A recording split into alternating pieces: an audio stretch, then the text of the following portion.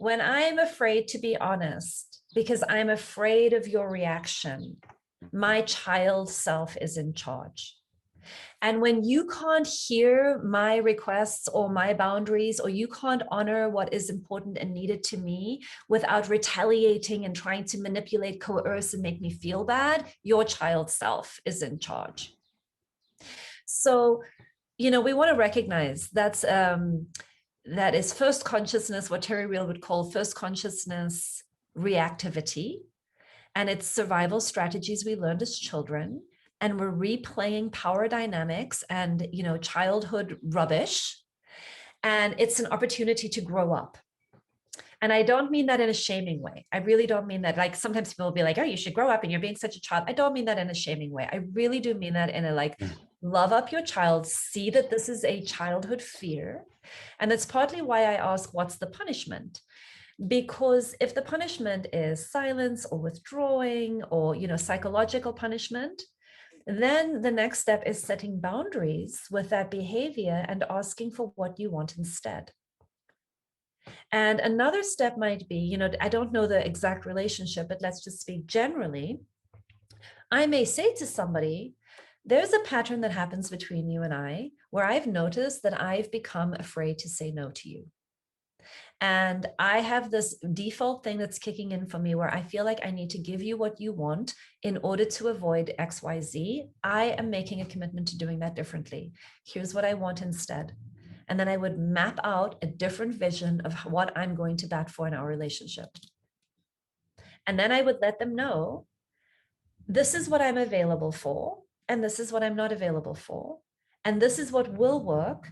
And these behaviors will lead me to do XYZ. Now we can get into a lot of complexity, and that might be like a personal session, like we can talk about the complexity. But for an example, this is so typical of you to be so cheap and not take responsibility of the kids. Yeah. So I thank you for seeing and knowing me. I strive to be predictable. There's nothing wrong with being typically you. There is nothing wrong with being cheap. It's leveled at you like a criticism. Fine. I'm going to translate that in my mind to, yes, I am stewarding my money differently than you would prefer. And yes, you may see it. You interpret my behavior as not being responsible for the children. I'm choosing to redefine responsibility for the children in these ways for myself. I really get that you don't like it. I really understand that you would prefer that I do it another way.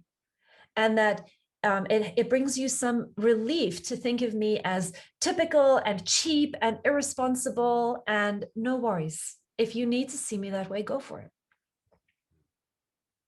I would begin finding the places in me that get hooked by those criticisms, because this is a part in me that needs you archetypally, you to approve of me, see me in the way that I see me, like me, and when you're dealing with somebody that you've done a bit of a cut off, right? Like the relationship is redefined, and this is somebody that you've literally said, I'm not working on a relationship with you anymore. Now we're just going to co-parent. You also want to reclaim the power that you give this person to define who you are. And you want to reclaim. You want to go and find your 5 closest people who you respect and trust, and you want to go to bat for their opinion of you. But an ex, you do not want to use an ex's opinion of you for your self-esteem. Okay. Now that doesn't mean we don't care about what people think, but we go and choose the people that, we get more choiceful around who gets to have that power. I know that I am all things. I am all things. I am a whole human. And I come with an upside and a downside, and I come with consciousness and reactivity. I come whole.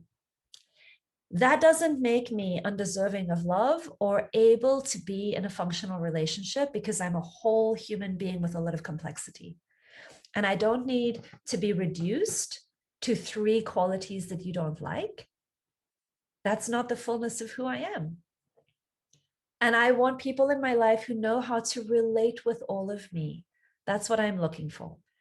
I'm looking for people with strength and capacity and stick-with-itness, and who aren't trying to coerce and control me into their image of who they need me to be.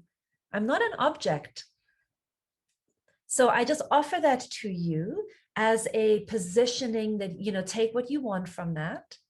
But I'm not an object to meet your needs, and I don't see you as an object to meet my needs.